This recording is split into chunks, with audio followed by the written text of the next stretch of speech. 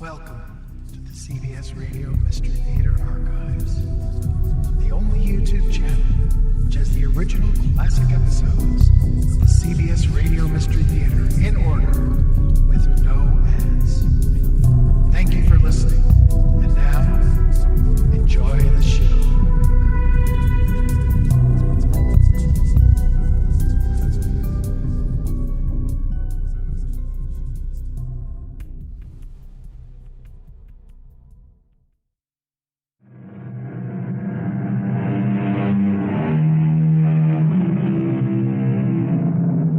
Come in. Welcome. I'm E.G. Marshall, foreman of this crew of mysterious miscreants who mingle here at this hour. It was King Alfonso X of Spain who modestly remarked, "Had I been present at the creation, I would have given some useful hints for the better ordering of the universe."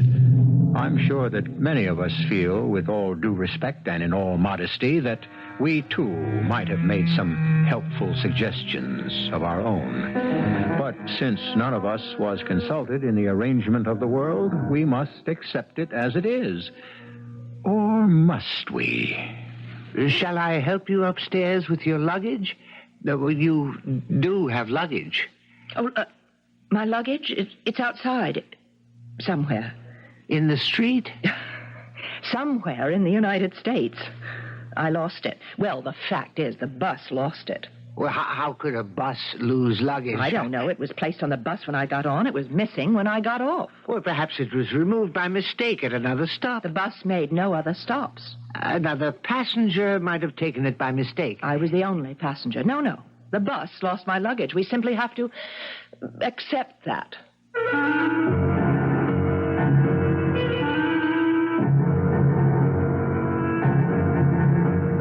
Our mystery drama, The Cornstarch Killer, was written especially for the Mystery Theater by Sam Dann and stars Robert Dryden. It is sponsored in part by Greyhound Package Express and Buick Motor Division. I'll be back shortly with Act One. The boarding house has become a most familiar literary locale, and it is almost always, presided over by a landlady. Seldom, if ever, do we encounter a landlord, except perhaps as an inferior appendage to a dominating spouse. Since the ladies have, in our time, invaded hitherto basically masculine domains, turnabout is only fair play. Today, we are concerned with a gentleman who happens to be a landlord of a boarding house. Turn with us now to the first page in the Journal of Dennis Truffle. Have you ever waited for death? What a rather ridiculous question. We all wait for death, don't we? But in the prime of life, I suppose we wait for death as an eventuality, not as an impending occurrence. But here I am, starting my story at the end instead of at the beginning. The beginning. It was a rather damp, foggy November night. A moment, if you please.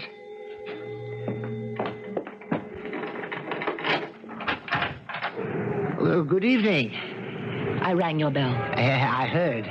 It's the most unusual bell for this day and age. This is a most unusual day and age. I agree. To begin afresh, I rang your bell because a sign, a rather neatly lettered sign, said rooms. Do you like the sign, then? I wonder if I might speak with the landlady. Oh, I'm sorry, we don't have one. Will the landlord do? I'm flexible. Oh, won't you come in? Mr. Dennis Truffle, at your command. I am Miss Menhaden. Maud Menhaden. Menhaden? It's the Indian name for a fish. Oh. Narragansett Indian. The name was given to a convict ancestor of mine. A convict ancestor? Yes, a murderer.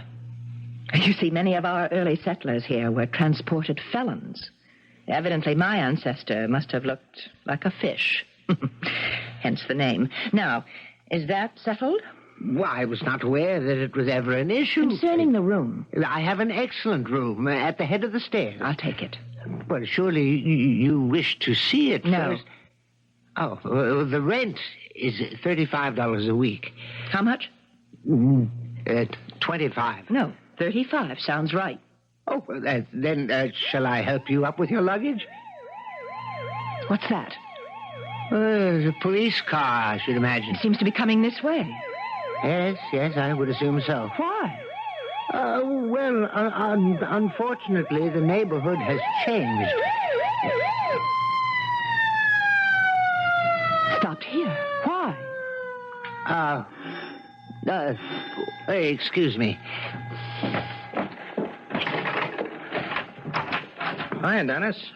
Oh, Officer Paderewski. Is something wrong? Yeah, we had a little contretemps up the street. That's contretemps. A guy was murdered. Do they have any idea who... So I thought I'd drop in here and check out some of your creeps, Dennis. Now, see here, Officer Paderewski, that's no way to refer to You do have some real ripe avocados in this joint, Dennis. Now, I will not have my tenants insulted. Okay, Dennis, okay. Who's around? Well, unfortunately, we have more vacancies than we... presently, the second floor rear, I have Professor Boniface... Where is he right now? Out. Out where? Communing with nature, I suppose. And the second floor front, I have just acquired as a tenant Miss Maud Menhaden here. Miss Menhaden, this is Officer Paderewski. Please, do not look at me in that way, officer. In what way? With lust. Oh, I wasn't looking with... what I am doing is looking at you closely. For what reason? Because that's what a police officer has to do. Why? Because there's been a murder. Are you saying that you suspect me of committing the murder? Oh, no. Could I have the key to my room, Mr. Truffle? Yes, of course. To answer your unspoken question, Miss Menhaden, am I related to the famous pianist? I am sure of it. Here's your key, Miss Menhaden. Now, I say this because I have a little boy who plays the piano. Thank you, Mr. Truffle. Good night. Good night. Oh, of course, he only plays by ear. Yeah, that one is built. Built? Constructed, put together. Ooh, there's a lot of woman there. She does seem to be of generous proportions. Hey, what's she doing in a joint like this? Well, I assume she requires refined surroundings. Sure. Well, Dennis, keep me posted, huh? Yeah, I gotta hustle around, see if I can't catch that killer. Who was the victim? Oh, guy was a manager at the bus depot. Yeah, just up the block. He was on his way home from work. And it happened a half hour ago, you say? Uh-huh. Half hour ago, I was in my sitting room with Chapman's Homer. Oh, come on, Dennis. You don't need an alibi. And a fellow human being was being stabbed to death. Yeah. Hey, hold on, Dennis. Huh? All I told you was a guy was murdered. How did you know he was stabbed? But if it happened just up the block and the killer had used a gun, then I would have heard the shot, I dare say. Yeah. Good thinking, Dennis. See you around. How did I know the victim had been stabbed? My quick, glib explanation to Officer Paderewski may have sounded convincing, but the fact is, it wasn't true. It's just that the moment I heard of the killing, instinctively, I knew it had to be a stabbing. Why? Tonight, for the first time, I'm aware of a kind of lightness, a kind of incisive understanding, a sharpness in my brain. I can't analyze it. It seemed to enter my mind when Miss Menhaden entered the house. Oh, Miss Menhaden, that reminds me. She had gone upstairs without her luggage. Miss Menhaden, a rather large woman, but so exquisitely... well, that was neither here nor there. I'm sorry to disturb you, Miss Menhaden. Yes? Do you require assistance with your luggage? My luggage? You do have luggage. Oh, my luggage. I didn't see you bring it in. Is it outside? Yes. What, you mean you left it in front of the house? No, I mean it's outside. Somewhere. Somewhere? I lost it. How? Well, the fact is, I didn't lose it. Actually, the bus lost it. Well, how could a bus lose luggage? I don't know. It was placed on the bus when I got on. It was missing when I got off. But surely the people at the bus company I would don't know. like the people at the bus company. But there is some official at the bus depot Yes, who could... there was. Well, what did he do? He looked at me in a manner that I cannot tolerate. Well, what sort of manner is that? A lewd manner. Oh, well, surely... And I shall not return there. But don't you want to find your luggage? That which is lost shall not be found again, and that which is missing shall be gone forever. Yes, but Is still... there anything else? No. Except that this man who was murdered a half hour ago happened to be employed at the bus depot. Indeed. He was the manager. Oh. Was he the one who looked at you in what you considered a lewd manner? I didn't consider it lewd. It was lewd. Well, at any rate, the poor fellow is dead now. He's been punished. Punished? Oh, yes. There's no doubt about it. But what did he do? Is it possible you haven't been listening to me, Mr. Truffle? I told you what he did. He was all so lascivious and salacious. The sin of lust, Mr. Truffle. It must be stamped out. Well, be that as it may, Miss Menhaden, even if he were sinful, that's hardly the reason he was killed, I would imagine. Really? Why do you suppose he was killed? Well, he was coming home from work. This is a Friday evening. He was carrying his pay envelope, I suppose, and some thief... No, he wasn't robbed. He was struck down for his sins. You say he was not robbed? He was not robbed. Good. How do you know? I know. But how? Retribution, Mr. Truffle. Retribution. The hand of justice cannot be stayed. Whole cities, Sodom and Gomorrah, were expunged from the earth. What difficulty would there be in striking down one Harry Perkins? Harry Perkins? The obscene animal who lusted after me in the bus terminal office. Yeah, but the bus terminal, it's right in the middle of the floor in plain view. What could he have possibly been able to... I could read his thoughts. Well, There's a poem which I shall send to his widow. Perhaps she will see fit to make it his epitaph. Harry Perkins, vulgar of manner, overfed, overdressed and underbred, heartless, godless, hell's delight, rude by day and lewd by night. Well, I would hardly think she would. And now there is one less of them. Them?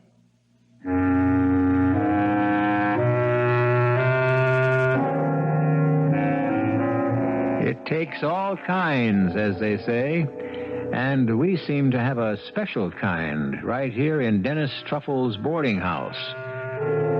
Why did Mr. Harry Perkins die? You are probably spinning your own yarn, so why don't we compare designs when we meet again in just a few moments for Act 2. The French, as you know, during the 1930s, constructed a system of fortifications called the Maginot Line. This was considered an impregnable defense against invasion. We mention this because into the boarding house of Mr. Dennis Truffle has come a Miss Maud Menhaden, a lady whose defense of her virtue is also seemingly formidable.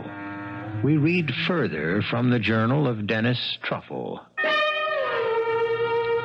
Before I continue, I must digress briefly for a point of personal information. Since I have never actively courted a member of the fair sex, certain coarse and unkind people have seen fit to question, as it were, my inclinations. I shall not dignify this slander by rebuttal. I was taught by Dad and Mother to venerate. The verb itself is the Latin root for love. To venerate the feminine sex. And to look at woman as a temple of virtue who contains within herself... well, no matter. It is merely that I have never met until tonight, until Miss Menhaden entered my house, and therefore my life... Oh, what am I saying? Well, Miss Menhaden frightens me. What did she say? That Mr. Harry Perkins was not killed by a thief? Is it true? I must find out.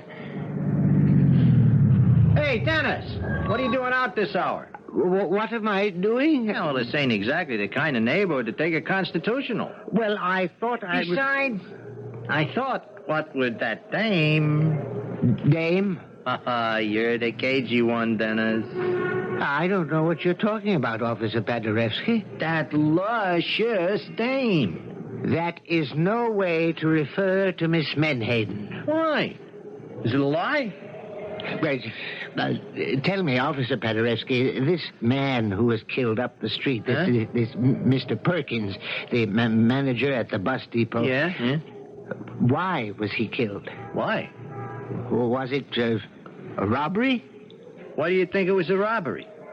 Well, it must have been. Friday night, payday. Let me tell you why it wasn't a robbery, Dennis. Because his wallet was in his pocket, his ring was on his finger, his watch was on his wrist. Oh. And he was stabbed? Yeah, stabbed in the back. The back? A nice, clean little wound. But it did the job. And the killer left no clue behind at all? Not a thing. Then you're completely in the dark. There's one little item. Nobody can figure out what it means. The dead man had a kind of white smudge, just above his chin. What kind of smudge? I told you, a kind of white smudge. What was the smudge made of? If I told you, you'd be even more confused than I am. Cornstarch. Cornstarch? Figure it out. What was he doing with a cornstarch smudge across his face? Cornstarch. Well, what are we going to do, huh? Stand around here all night saying cornstarch? Look, why didn't you go back to the house where it's nice and warm and cozy, and there's this Miss Menhaden?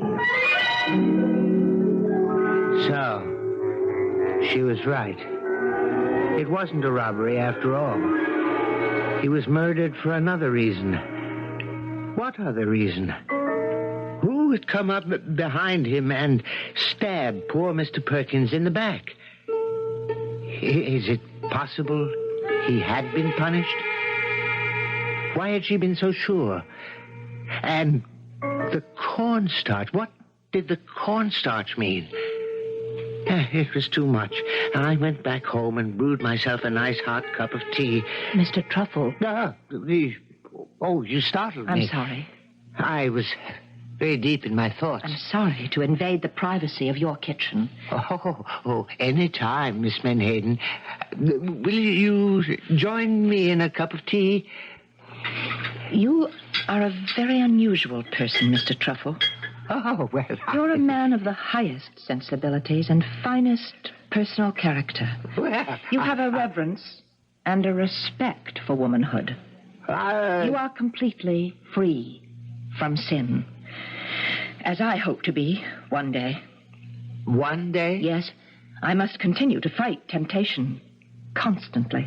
But surely, Miss Menhaden, love between men and women Is filled with traps and pitfalls, snares set by Satan, and furthermore this lust, this love, this carnal knowing. I must not bore you with a recital of my innermost feelings. Oh, no, please, Miss Menhaden, feel free. Yes, Mr. Truffle, you are a fine human being. One of the very few, perhaps. The only one who deserves to be saved, and I shall do my utmost to save you. Oh, well, I would certainly appreciate anything. I came down here for a purpose. Do you have any cornstarch? Cornstarch? Cornstarch. Ordinary, everyday cornstarch. Of course, I realize cornstarch has become old-fashioned in this so-called improved world we are afflicted with. Well, I have a box right here. Here, take it. Oh, I just need a little... Use as much as you like and return the rest. Well, thank you, Mr. Truffle. No, don't return it. I rarely, if ever, use it. Cornstarch has an almost infinite variety of uses. For example, do you know what I use it for? No. Well, you may find this somewhat difficult to believe, but at one time... Hey, Dennis, old pal, old chap, old buddy. Let's have a little drink. Professor, Come on, Dennis, baby. You got the bottle underneath the sink. Now, Professor, you've had too much. Sure, but it's no good if you don't have too much. Ain't that so, baby? I beg your... Miss Menhaden, may I present Professor You may Wilbur? not. Oh, what bit her?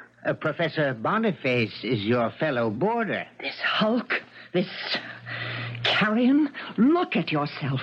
A corrupted container of lust and sin. Is that bad? You will be struck down in the midst of your obscene reveling. Professor, you look tired. It's time you got to bed. That's right, Dennis, old boy. Time for bed. What do you say, sweetie? You have chosen licentiousness. You have chosen to revel in the depravity of the flesh. What is she carrying on about? Now, Professor, you are being rather forward. Ah, so what? A little lovin' never killed anybody. Take heed. A little lovin' may very well kill you. Good night, Mr. Truffle. Good night, Miss Menhaden. Good night, honey. Now, really, Professor, she was highly insulting. Ah, what do you know about it, Dennis? I know that Miss Menhaden is a highly moral... Miss Menhaden is a woman. And you never insult any woman by praising her. Must you be so indelicate? Oh, what can I do, Dennis? It's the law of human nature. From this point on, I must be extremely careful with my facts, lest I inadvertently do someone an injustice. I permitted Professor Boniface to wheedle several drinks of a rather strong spirituous liquor which I keep about the premises, purely for medicinal purposes. The result was he passed out. I then assisted him up to his room, where I deposited him safely onto his bed. On the way back downstairs, I passed by Miss Menhaden's door. I paused for a moment. I was about to knock, to inquire if she was all right, when it seemed to me I heard a rather strange noise. What could it be? And then I remembered where I had heard such a sound before. It was a knife being sharpened on a whetstone, a smooth, marble-like stone. I remember it was the sound made by Dad as he sharpened his razor.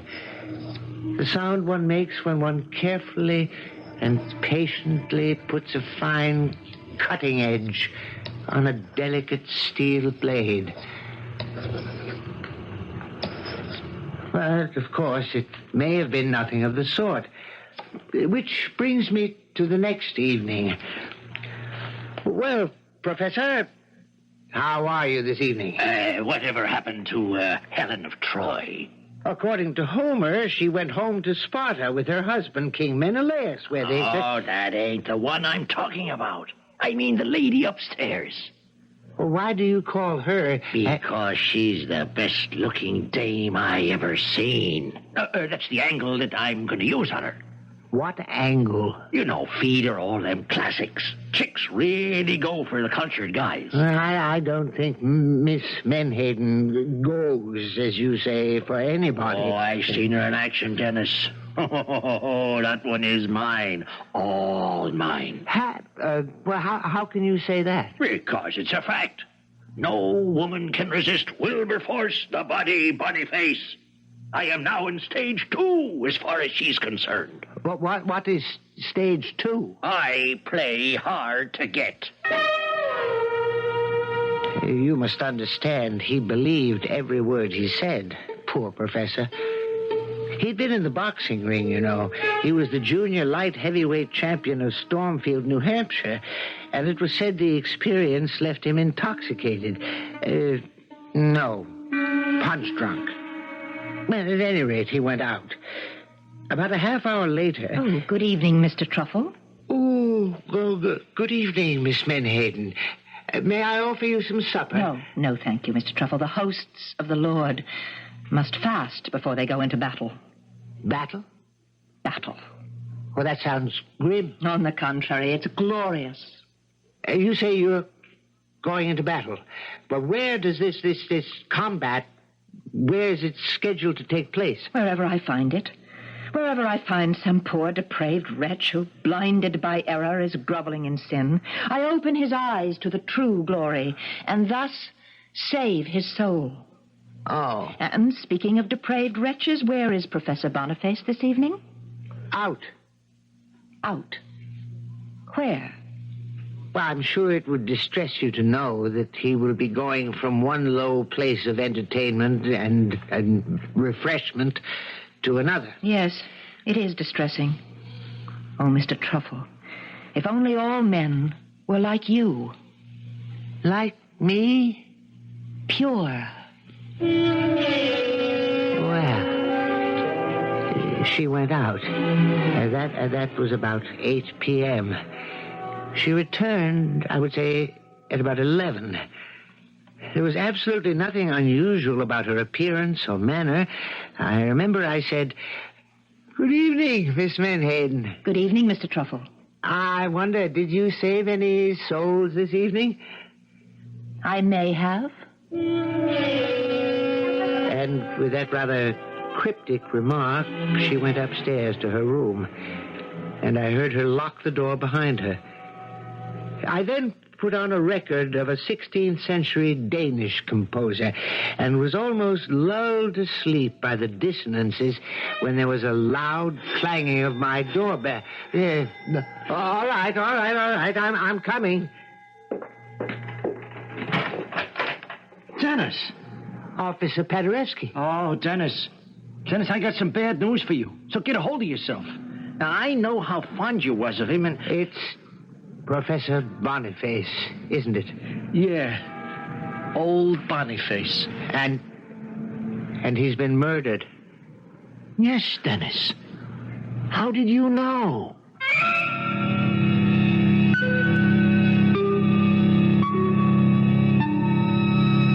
How did he know?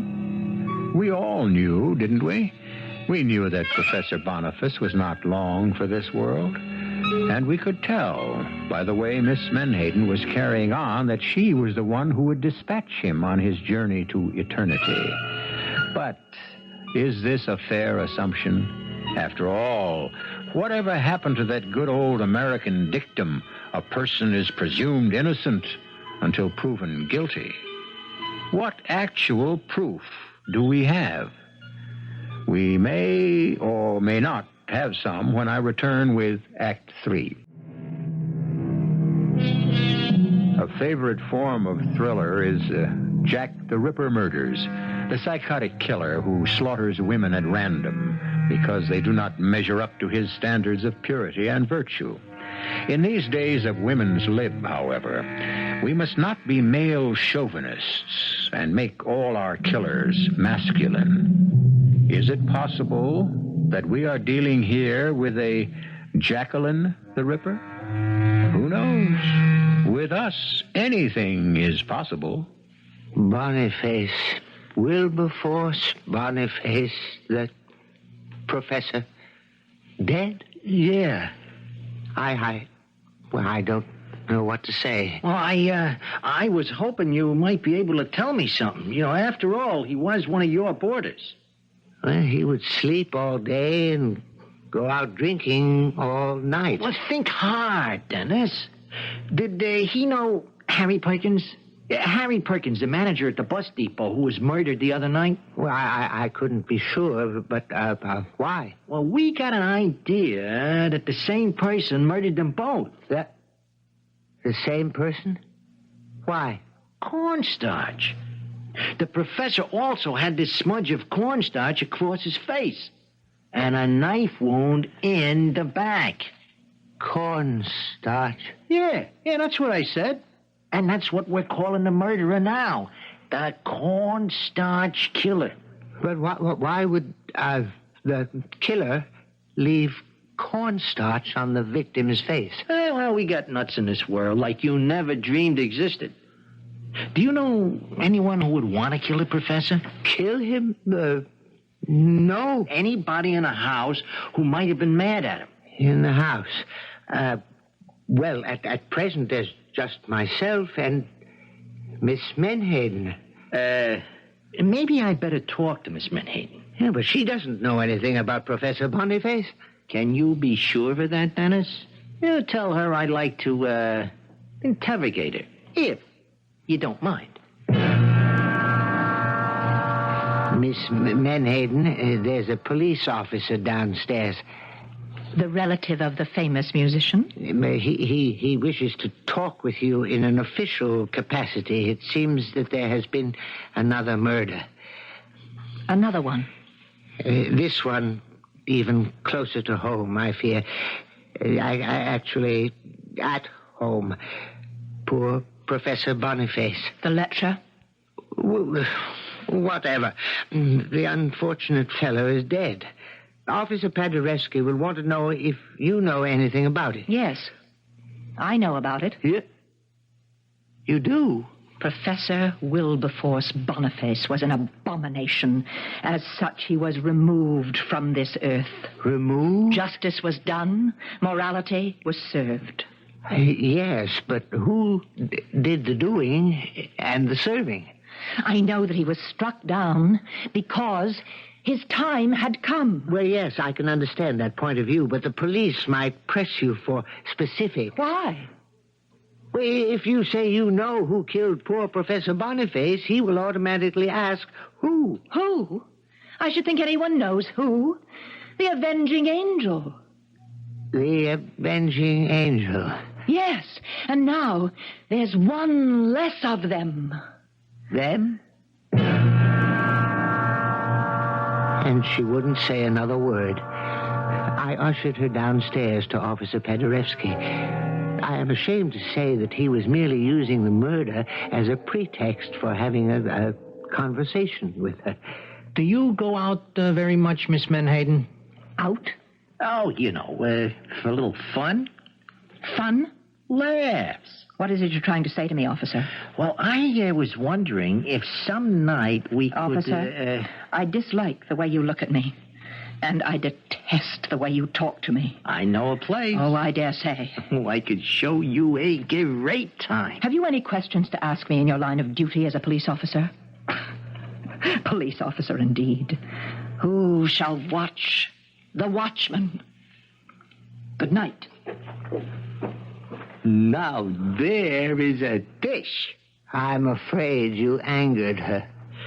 Officer Paderewski, there's something you must know. Well, what is it, Dennis? Well? Well, what? What could I tell him? Could I tell him that Mort Menhaden had spoken in a threatening manner about both Harry Perkins and Professor Boniface? Could I tell him that she had been out somewhere when the professor was killed? And about the cornstarch? Why did she want the cornstarch? Wasn't that something that might be of interest to the police? And yet I couldn't say a word. Hey, Dennis! Oh, Officer Paderewski. Have you found anything new about the murders? The cornstarch killer, it's all over the media. Yes. But has anyone reported seeing anyone who might be a suspect? Not a rumble. Now, how this guy can manage to sneak up behind his victim and just slip the knife into the back... You say guy. Why are you so sure? Hey, are you trying to tell me it could be a dame? Well, Dennis, you're not a bad guy, but when it comes to figuring out murder, you're in over your head. But suppose I were to tell you... Hold it. Who there she is? Who? Look, across the street. Miss Menhaden. Look at the walk on her.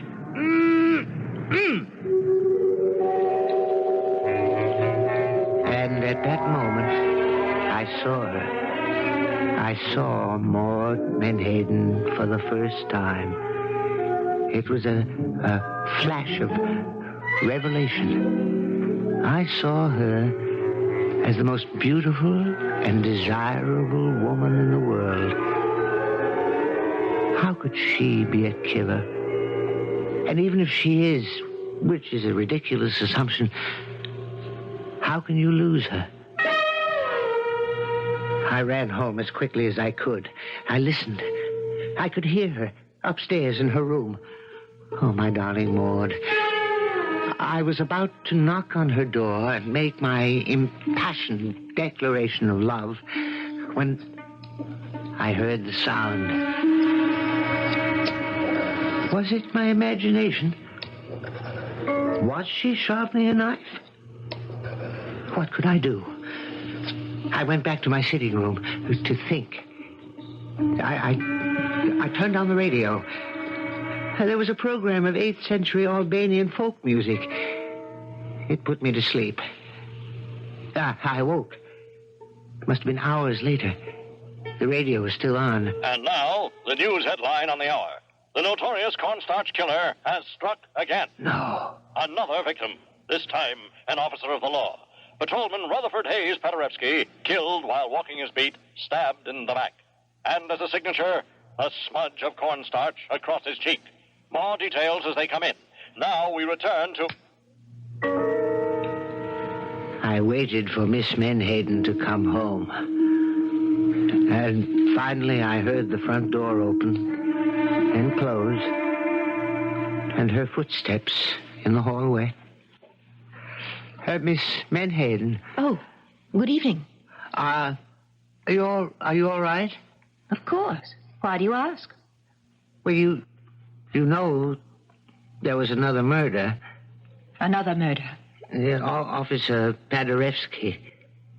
The police say it was by the same person. Do they? He was stabbed in the back. And the usual signature, the cornstarch, was smudged on his face. Well, that's one less of them. Them? If you'll excuse me. Miss Menhaden, you remember you borrowed the cornstarch? Yes. Oh, shall I return it? Oh, no. You were about to tell me what you used it for? Face powder. Face powder? Well, of course. At one time, ladies only used cornstarch or rice powder. Well, why would you want to use anything at all? You're beautiful. What are you saying? Desirable. Mr. Truffle, do not look at me like that. Not you. Your face, your body. I see lust in your eyes. Don't look at me. Dearest Maud. Oh, lewd, lascivious fool. She ran upstairs to her room and slammed the door. I knew now how 3 men had died. She did not sneak up behind them. No. She approached them slowly, with her mouth parted in a slow smile, her eyes shining with promise. And she embraced them, which is how the cornstarch powder rubbed off on their faces. And as she kissed them passionately, she deftly inserted the knife into their backs where it quickly found a home in their hearts. I sat in my chair and I listened. Did I hear the sound of the knife being sharpened again? And now, the door is opening upstairs. And I hear steps approaching. Yes. I see her. She's coming down to me. And her hair, her beautiful golden hair has fallen across her shoulders. And her face has a smile, a tender smile of invitation. And there's a light that seems to be smoldering in her eyes. And she's wearing a robe, but cannot conceal, nor does she mean it to conceal, the soft, beautiful curves of her body. And she's coming closer. Kiss me, Dennis. Kiss me, Dennis, darling. Shall I let her place her arms around me, or shall I stop her? Shall I demand to see if she holds a knife in the sleeve of her robe? Kiss me, Dennis, darling, kiss me. Is this how she approached the others? Is this what she said to each of them before she killed them? Ah, Dennis, I love you. How do I know she killed anybody? I want you now, Dennis. Now. Yes, now, right now. I cannot destroy the magic of this moment. I must take her in my arms now. I can't help myself. I must take her in my arms.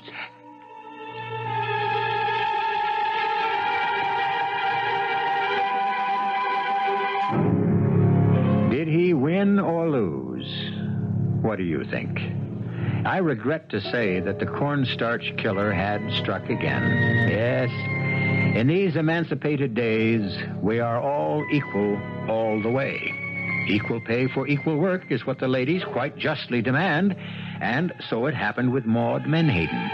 Captured finally by a policewoman, I might add, and she received equal pay for her work.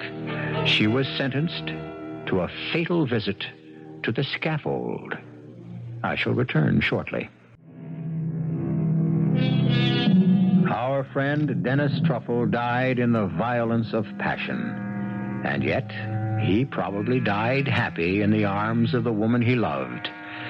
It wasn't much of an affair, perhaps, from your perspective or mine, but it was the great love of his life.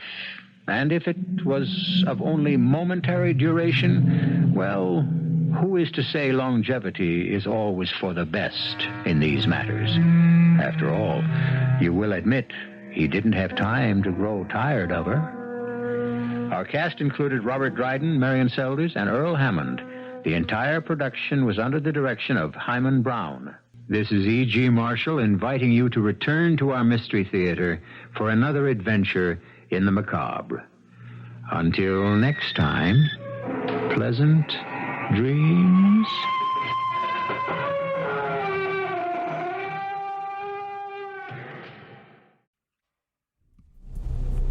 I hope you enjoyed this episode of CBS Radio Mystery Theater.